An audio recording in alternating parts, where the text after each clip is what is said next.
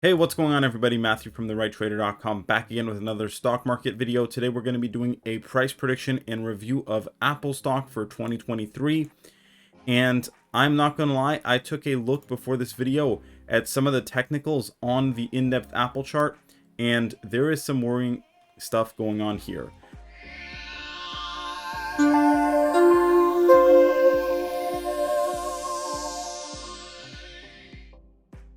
So we're going to dive into that. Of course, everybody knows Apple stock market cap of $2.27 billion. Sorry, $2.27 trillion. Okay. So one of the biggest market cap companies in the world. And we have a PE ratio right now of 23, dividend yield of 0.64%.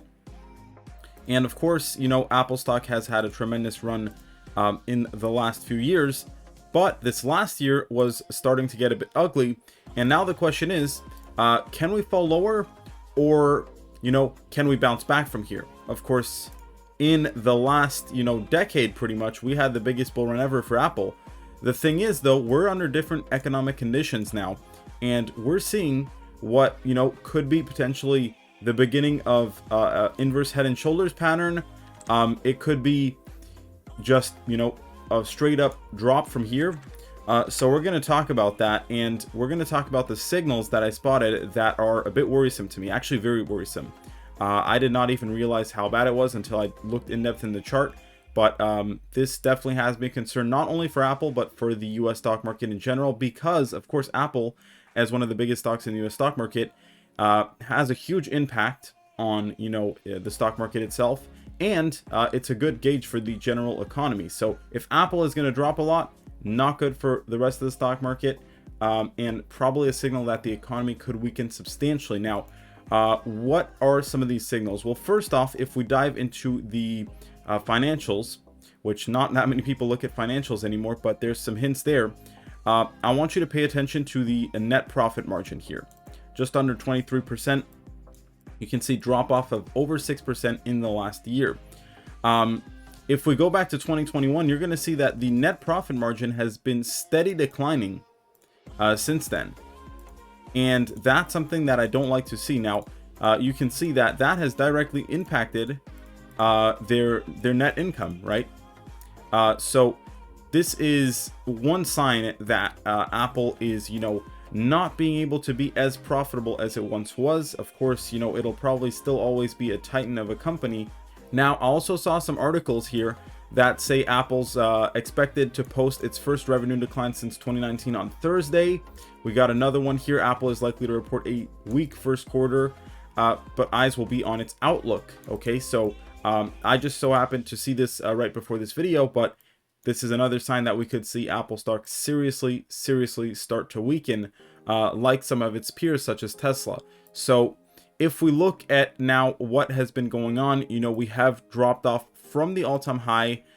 We are currently down 20%. Our peak bottom was about 30%.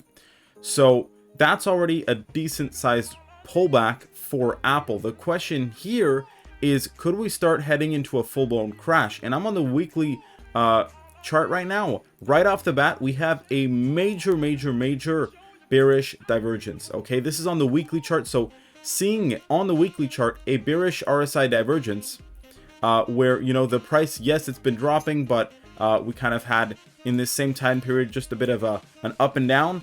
Well, even since December 2019, we have been steadily declining on the RSI. Not only on the RSI, but this is further confirmed on the MACD, which means that this is most likely not a false signal. For those who don't know this stuff, you might want to check out my technical analysis master course. I have a whole video dedicated to this, so go check that out. But this is one of the most consistent indicators in trading, in my opinion. We also have a few other worrisome signals. We have the orange line, the 50-day moving average, about to cross below the 100-day on the weekly chart. That's a death cross, very bearish signal. Let's move over to the daily now. You're going to see that, we have already been now under the 200-day moving average, and we see these all three main moving averages downtrending. Okay, that's number one. Number two, we also see this this bearish divergence pattern on the RSI here on the daily pattern, and now for the moment of truth here that you have all been waiting for, this is what's worrying me. So you all know how much I love gaps on charts, right? Especially big AAA companies, they most of the time close all of their gaps. And, you know, most of the time we have maybe 1 to 3 gaps, something like that. A few gaps, basically. For Apple stock, all the way up here, we've left a whole plethora, a whole pattern of gaps all throughout the chart. And some of these are substantially lower than the current price, which has me pretty concerned here, because some of these I'm very confident that we're going to see being hit. So we got this this first gap here at right around 120. Very confident that we're going to hit that. Next one at around 112. Very confident we're going to hit that as well. Then we got a major gap, which I'm also extremely confident that we're going to close this gap. This is a huge gap. I don't see how this is not going to get closed. This is around 96. This is going to be my first target. Maybe we'll not go lower than this in 2023, but we could still head lower in 2024. Now, I think that once we hit this $100 level, there's going to be huge support. We're probably going to get some kind of bounce. The question is, will that bounce hold? Why might it not hold? Because not that much lower from our $100 price level. Okay, after that, people will long have forgotten about this top here at $190. We're going to be looking at what's below. And unfortunately, what's below is more bad news, okay? I hate to say it, but this is the truth. Now, we see another gap, $77. Another one, pretty big one actually, $62. Right below that, another big one, $57. Then we head into some that may be less likely to be actually closed, okay, is going to be these two right here, one at $44 and one at $40, okay? These ones I'm not really that confident that we're necessarily going to see those prices, but it's not impossible, okay? I know that sounds crazy, but it isn't impossible.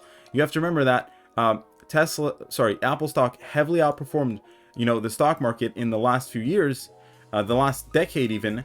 But if the market, you know, starts flipping into serious bearish territory, then Apple could start being an underperformer, okay? Because it's going to compensate for the outperformance that it had all these years. Now, seeing this these two gaps here, $57, $62, these ones are pretty big. I feel like these ones could be closed. I'm quite confident on that as well. Now, like I said, we might not go as low any lower than this $96 level in 2023, but after that we could start to sink even lower to this next gap over here at $57. Now, some of you might be wondering, you know, are you completely crazy? How do you think that this is actually going to happen on a company like Apple? Well, first off, if we look at the evaluation here, you can see the revenue.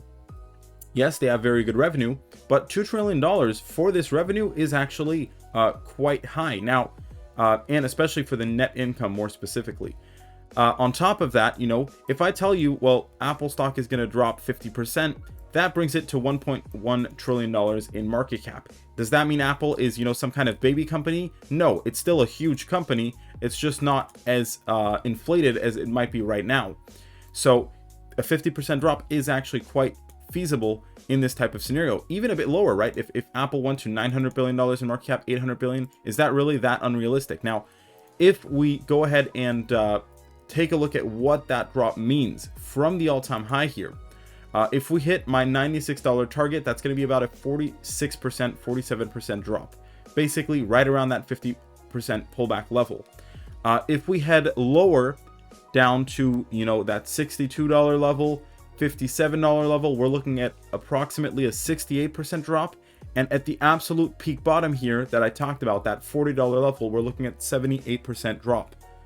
Now, like I said, that might be seeming very extreme for you right now, but maybe in a year or two, if the economy is really bad, it won't be seeming that extreme when it's happening before our eyes, right?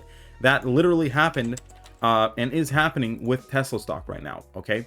So don't tell me that it's not possible, because you know, the Wall Street darling Tesla is right now down 58% and was down 75%. And if you watch my price prediction, because I've been making a whole bunch of stock price predictions, you'll know that I think this is going as low as $75 or even a bit lower than that, okay? So Tesla is already most of the way there. Apple, however, is not, but it might be heading in a similar direction, okay? Now, one thing that I want to show you all is if we go back to the dot-com bubble, which Apple was in. Now, it's not necessarily one of the stocks that went flying as much as others during the dot-com bubble, but it did, you know, pump over 900%. It then pulled back very quickly, a full 81%. Okay, actually at the peak bottom we were even a little bit more than that. So that happened already once there. Now some of you might say, oh well, Apple wasn't as big of a company, etc., trying to find excuses, right? Okay, no worries. Let's go a little bit forward here, all the way to 2008 or so. Guess what happened to Apple? No one can tell me that Apple wasn't a big company in 2008. And let's go ahead and take a look here at the drop. We got a drop of right around 61%. And, you know, maybe we could see a market environment that's even worse than 2008. Okay, just a few years later here, we dropped another 45%. So big drops are not anything new for Apple stock, but this one could even be a little bit bigger than these two, and maybe more something like what we had back in the 2008. But right here, right, we got that 61% drop. Well, guess what? Going back here from the all-time high, and you can see that to my target, we're not even at that 61% drop yet. We start reaching that 61% drop right around the level that I was talking about here, of, you know, these two gaps over here. So somewhere around this $60 area is looking quite likely in the next 2 years, right? Like I said, maybe we'll only drop down to $96 in 2023, and then we might see this drop down to $60 in 2024. But keep in mind, maybe we'll go down as low as, you know, $60 to $80 in 2023, and maybe see $40 in 2024. Now, this could take, you know, a little bit longer than expected to pan out, right? Maybe it'll take 3 years for this to happen, but I think that this is pretty likely, at least that we see, you know, down to this this $80 to $60 level seems quite likely in my opinion. Hopefully you enjoyed this stock analysis. I know it was kind of bearish, but this is what I'm seeing on the chart, and I've been right with my predictions before. I've got a whole bunch of stock market price predictions. Make sure to check those out. Leave a like, subscribe if you haven't already. We're posting the best analysis of stocks and cryptos on YouTube, and go follow me on Twitter. Also, don't forget to check out my technical analysis master course. Link in the description if you want to learn technical analysis trading. Thank you so much for watching, everyone. Have a great day, and I'll see you next time. Stay safe.